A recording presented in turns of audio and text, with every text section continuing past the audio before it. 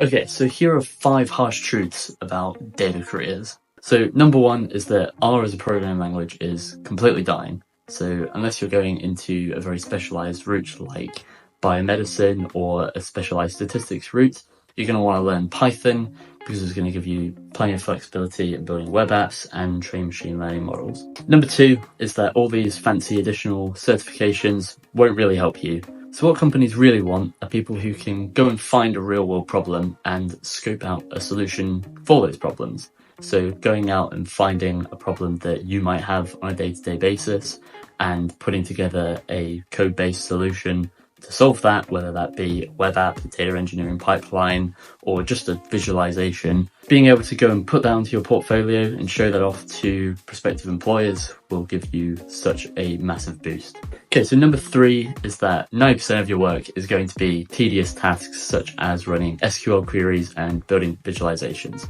So the general expectation when you go and start working as a data scientist is that you'll be running all these cool and fancy models, but the reality is that you will go into the workplace and you'll be met with all these really small problems that can only really be solved using SQL queries and very simple visualization tools.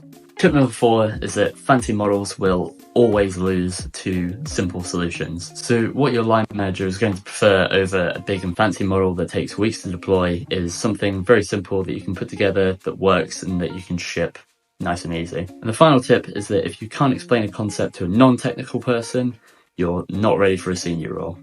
And that applies to mentoring, giving workshops, or presenting any work or projects that you've done. The thing that sets apart senior from junior developers is being able to take a complex solution and being able to explain how it works to non-technical audiences.